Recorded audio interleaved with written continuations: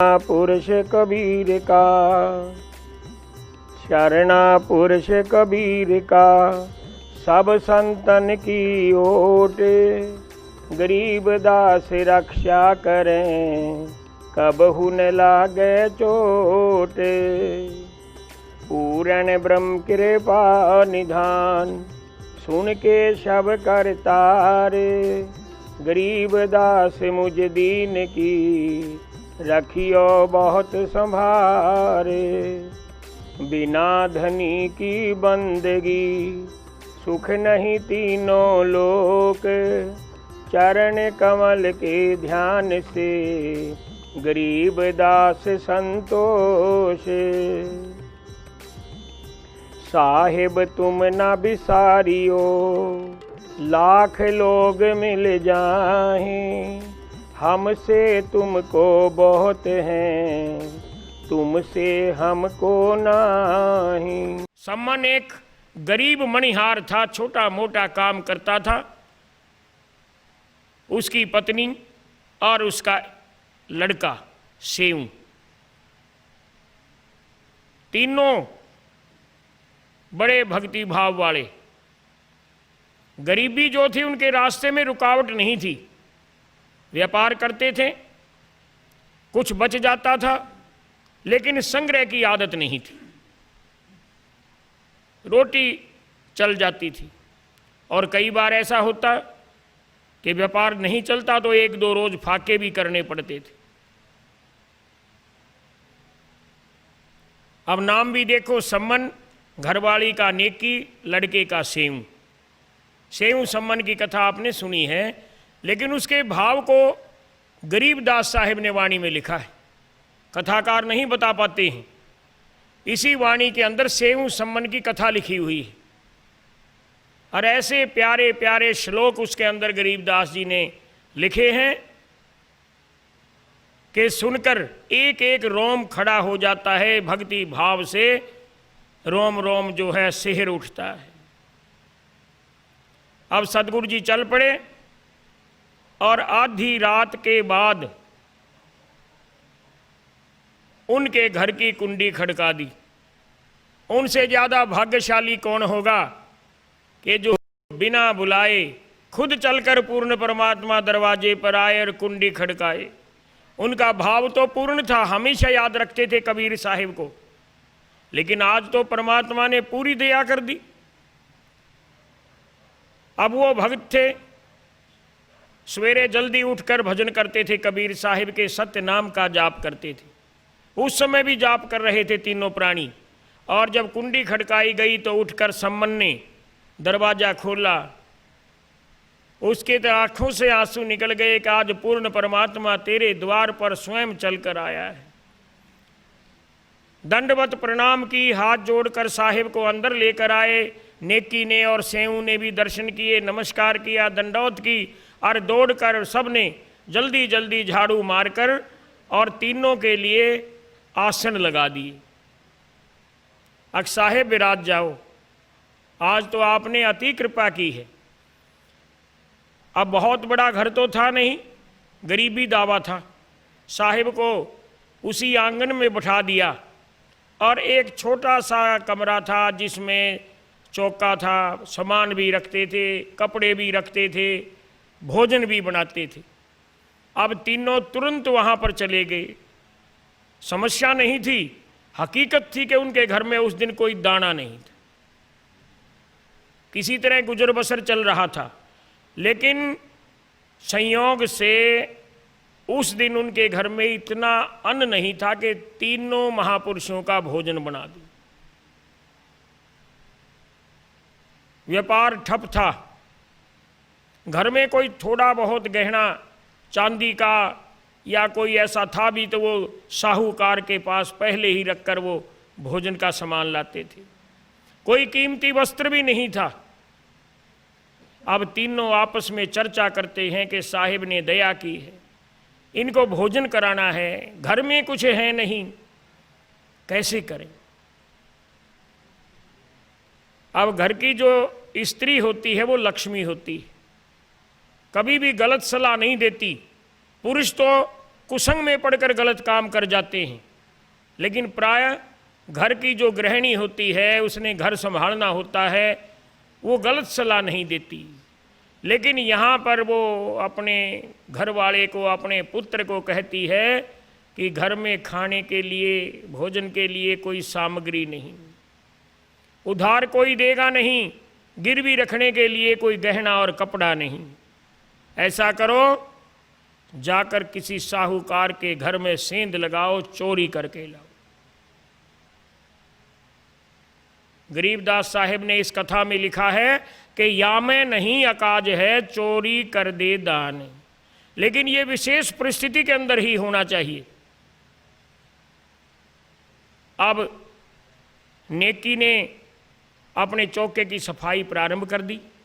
सम्मन ने जाके प्रार्थना की कि हे सतगुरु जी, मेरे साहिब, पहले आप कुछ देर विश्राम करें, चल कर आए हैं, फिर आपको स्नान कराएंगे और फिर आपके लिए भोजन परोसा जाएगा। उनका मकसद था कि कुछ समय बीत जाए, तब तक प्रबंध कर लेंगे। अब अपने घर से एक सब्बड़ लेकर सम्मन और सेऊ, पिता और पुत्र, दोनों अपने एक जानकार बनिया के यहाँ चले गए। आधी रात से कुछ ऊपर का समय था, सब लोग सोते हैं। उस घर को उन्होंने देखा हुआ था, दुकान को भी देखा हुआ था, गोदाम को भी देखा हुआ था। लेकिन पहले तो कभी चोरी का भाव था नहीं, पहले तो खरीदने जाते थे, मांगने जाते थे। आज दूसरे भाव के साथ गए और उसके गोदाम के पिछवाड़े में जाकर सब्बड़ से ईंट निकालनी शुरू कर दी। एक आदमी के अंदर घुसने लायक रास्ता बना लिया। एक कपड़ा लेकर गए थे कि अनाज को कैसे लेके आएंगे, किसी चीज में बांध कर ले आएंगे। अब सेऊ जवान था, सम्मन बड़ी उम्र का था। सेऊ अंदर गया, लेकिन जाने से पहले सम्मन ने कह दिया, बेटा हम लोग चोर नहीं, सिर्फ इतना अन्न लेके आना है कि जितने में हमारे तीनों महापुरुषों का, हमारे साहिब का भोजन बन जाए, हम भूखे रहेंगे, हमने चोरी नहीं करनी है। सेऊ अंदर गया, अंधेरा था, सेठ और सेठानी सो रहे थे, हाथ इधर उधर मारकर, और आखिर में जहाँ पर अनाज रखा हुआ था उसको परख लिया और 3 आदमियों के भोजन के जितना अनाज उसमें पोटली बांध ली। और वापस जब जाने लगा तो इधर उधर अंधेरा होने की वजह से हाथ मार रहा था और एक मटके को हाथ लग गया, मटका नीचे गिर गया। आवाज़ के साथ सेठ और सेठानी जाग गए और वो हाथ में कोई रोशनी लेकर आए, शोर मचा दिया ताकि चोर भागने ना पाए। सेऊ कहने लगा, सेठ जी मैं चोर नहीं हूँ, हमारे घर में संत आए हैं, उनके लिए भोजन नहीं था, 3 आदमी का भोजन अन्न मैंने ले लिया है, आप शोर मत मचाओ, मैं भागूंगा नहीं। आप ऐसा करो, मेरे पैर को खंबे के साथ, थंब के साथ बांध दो। सेठ ने सोचा कि तुम पति पत्नी हो, ये जवान आदमी है, इसकी आवाज़ से पता लगता है कहीं तुम्हें मार ना दे, तो जो बात ये कहता है ऐसा ही करो। सेऊ के पैर को खंब के साथ बांध दिया। अब बाहर सम्मन ने सारा नज़ारा समझ लिया कि अंदर शोरगुल हो चुका है, बात फूट गई है, और सेऊ सोचने लगा कि अब क्या किया जाए। जब व्यक्ति मुसीबत में होता है तो कई प्रकार की बात सोचता है, लेकिन वो सब व्यर्थ चली जाती हैं। और जो सतगुरु का अनुयायी होता है वो मुसीबत में अपने सतगुरु को याद करता है। मार्ग वही दिखाने वाला है, दूसरा मार्ग नहीं दिखाएगा। तो उसने साहिब के नाम का ध्यान किया, सत्य नाम का जाप किया। कबीर साहिब ने वाणी में लिखा है कि सत्य नाम के सुमरते उधरे पतित अनेक, कहें कबीर ना छाड़िए सत्य नाम की टेक। उसने मुसीबत में सत्य नाम का आसरा नहीं छोड़ा। समस्त चित्तवृत्तियों को एकाग्र करके सत्य नाम का जाप करने लग गया तो उजाला हो जाता है उसके चित्त में। उसने सोचा कि सेठ और सिठानी ज़्यादा रोशनी करेंगे तो मैं पहचाना जाऊंगा।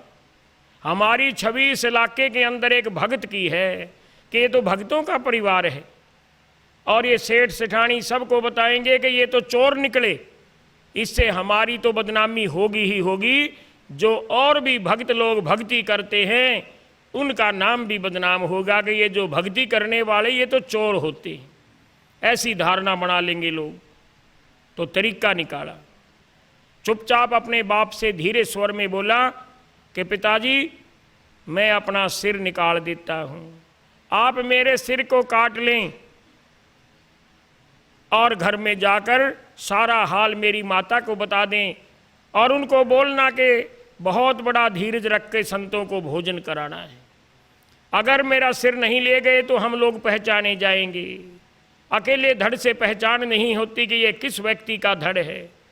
अब पिता ने भी अपनी छाती पर हाथ रखकर अपने जवान बच्चे का सिर काट लिया। एक हाथ में अनाज और एक हाथ में अपने बच्चे का सिर लेकर अपने घर को चला जाता है।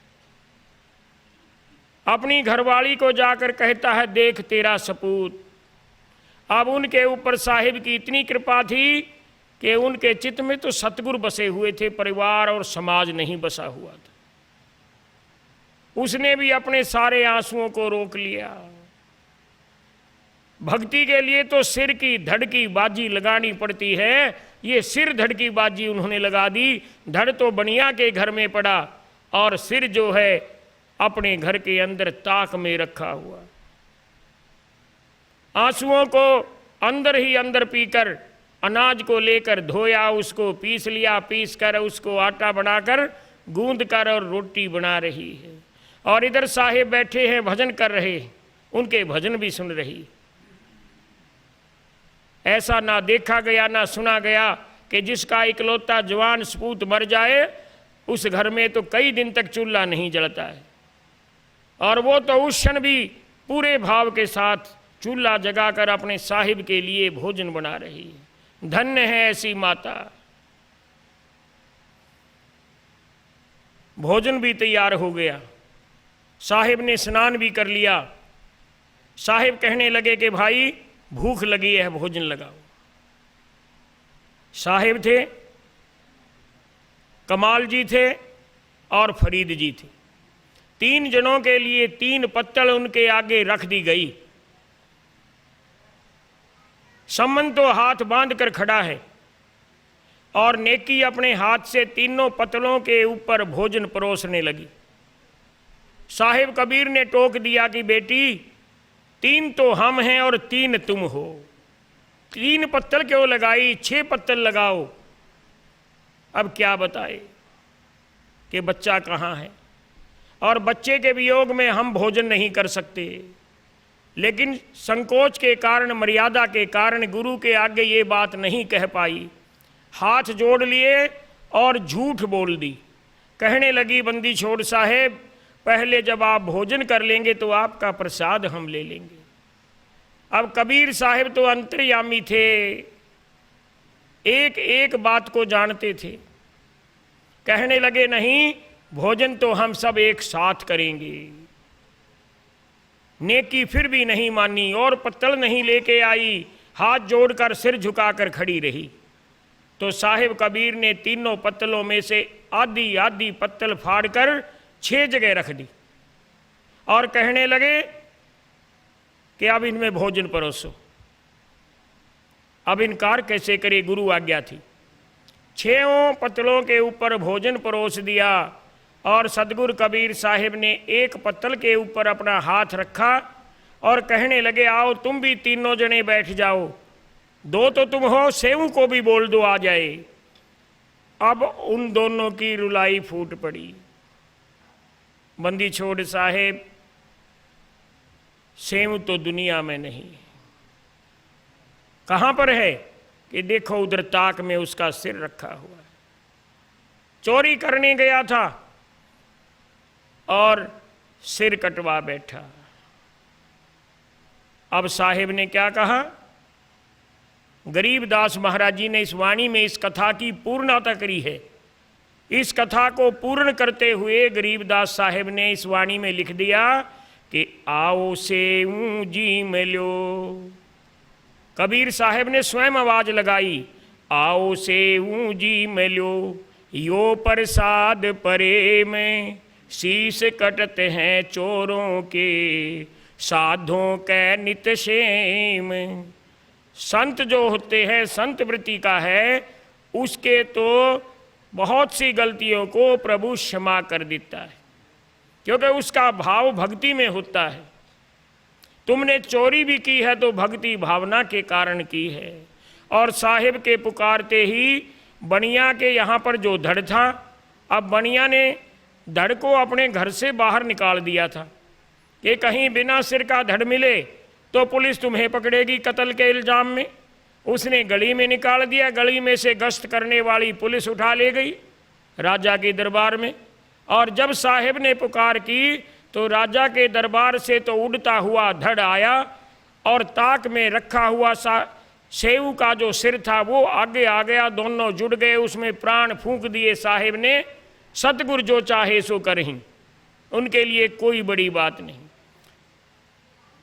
ऐसे बहुत से उदाहरण हैं कि प्रकृति की, संसार की सकल विद्या उसके एक शब्द में समा जाती।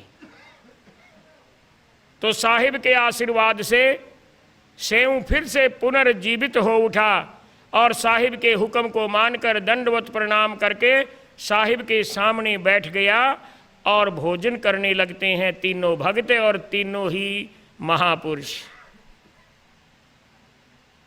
और इसके बाद साहिब ने ऐसी कृपा कर दी कि उनकी विपन्नता दूर हो गई, संपन्न बन गए, घर पक्का बन गया, कारोबार बढ़ गया, खुशहाल हो गए। लेकिन इतना सब कुछ प्राप्त करके भी उनके चित्त में जो दास भाव था, समर्पण भाव था, उसमें कोई कमी नहीं आई जीवन पर्यंत। कबीर साहिब वापस काशी में आ गए। कमाल को कहने लगे, कमाल बेटा, दुनिया में भगत तो बहुत हैं, लेकिन तू मेरा परम भगत है। नहीं साहेब नहीं, परम भगत तो वो लोग हैं जिन्होंने अपने इकलौते पुत्र का सिर काट दिया आपके भोजन के लिए। मेरी तो गिनती कुछ भी नहीं है, कहीं भी नहीं ठहरता हूँ। और वैसे भी मनुष्य को अहंकार हो जाता है। अब आप ये देखें कितना बड़ा संसार है, संसार से बड़ा ब्रह्मांड है। और एक ब्रह्मांड नहीं, बहुत से ब्रह्मांड हैं। बहुत से ब्रह्मांडों में एक ब्रह्मांड अपना है, उसमें एक संसार अपना है, उस संसार में एक महाद्वीप अपना है, एक महाद्वीप के अंदर देश अपना है, एक देश के अंदर एक राज्य अपना है, एक राज्य के अंदर एक जिला हमारा है, एक जिले में एक तहसील हमारी है, एक तहसील के अंदर एक हमारा घर है, गांव है, गांव के अंदर एक हमारा घर है, और एक घर के अंदर हमारा परिवार है, और उस घर के परिवार के अंदर एक हम हैं। हमारी गिनती कहाँ पर है? कुछ भी नहीं। क्या अस्तित्व है हमारा? हमारा अस्तित्व नगण्य है, शून्य है। लेकिन उस शून्य की भी भरपाई हो जाती है जब ये शून्य अस्तित्व वाला जीव सत्य भक्ति करता है, तो सद्गुरु जी उसको पूर्ण कर देते।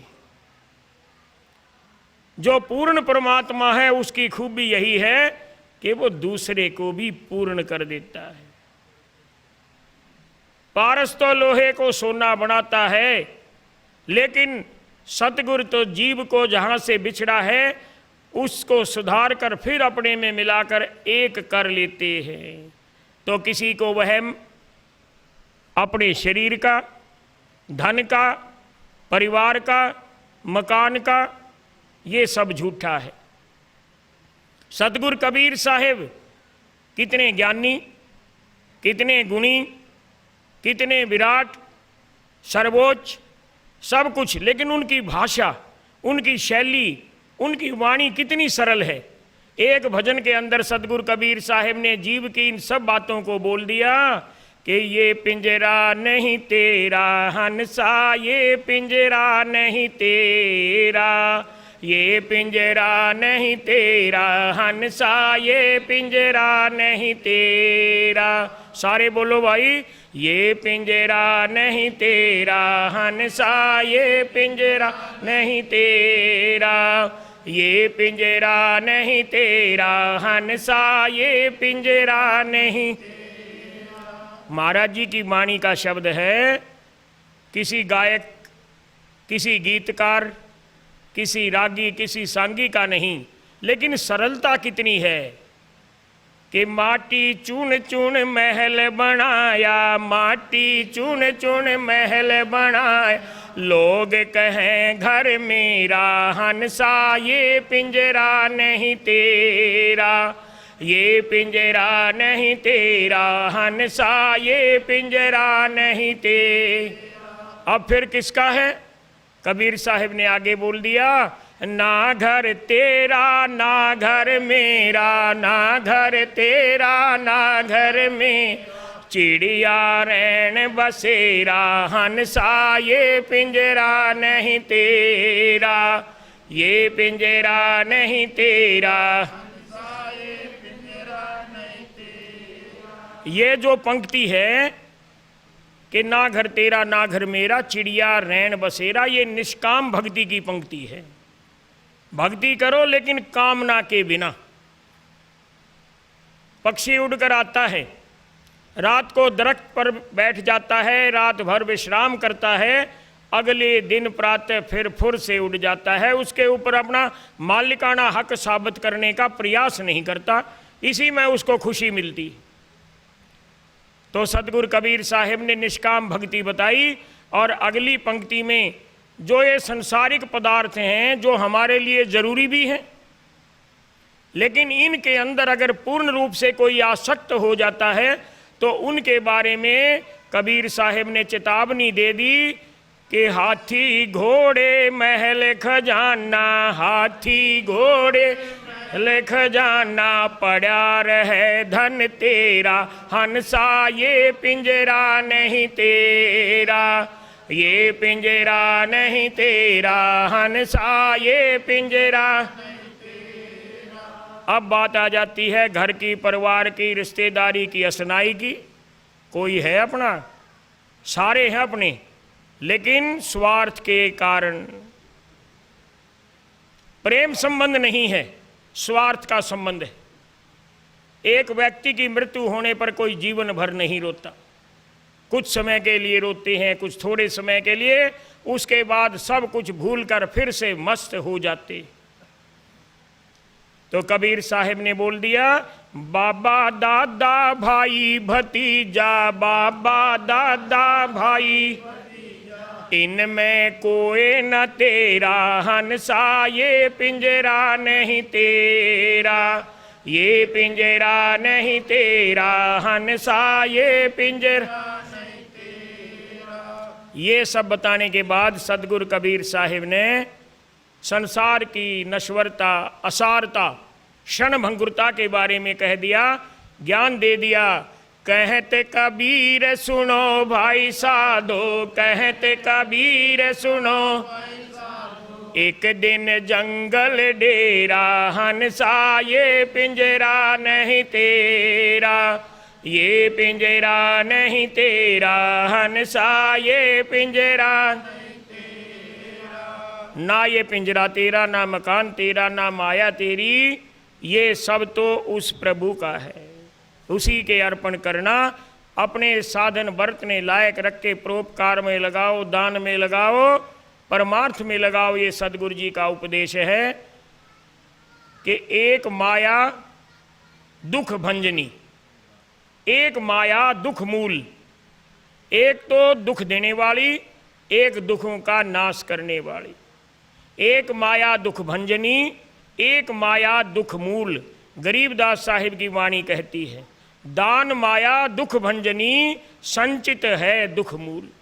संग्रह करते जाओ, संग्रह करते जाओ, संग्रह वृत्ति बन गई, कभी तो आपकी संतुष्टि नहीं होगी, दुखी रहोगे, तंग रहोगे, और सतगुरु से अपने आप को दूर महसूस करते जाओगे।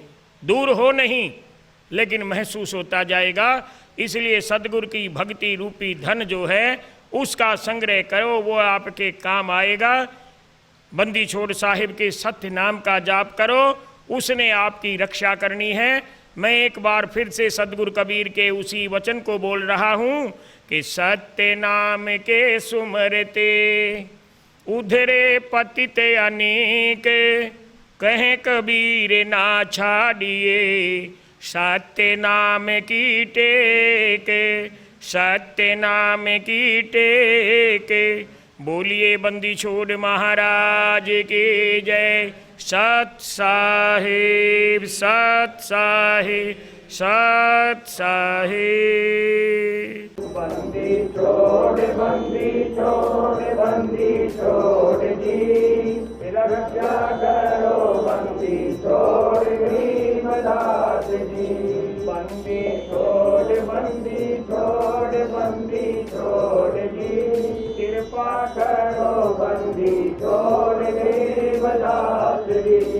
बंदी छोड़, बंदी छोड़, बंदी छोड़ जी, शक्ति बख्शो बंदी छोड़ गरीबदास जी।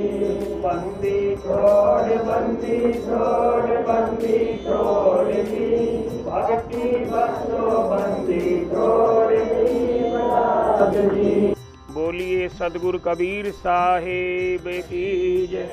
बंदी छोड़ गरीबदास जी महाराज की, छुड़ानी धाम की, सर्व धामों की, गौ माता की, गंगे माता की, भारत माता की, अपने अपने गुरुदेव महाराज की, स्वामी जयतराम जी महाराज की, स्वामी दयालु दास जी महाराज की, स्वामी ब्रह्म सागर भूरी वाले महाराज की, सर्व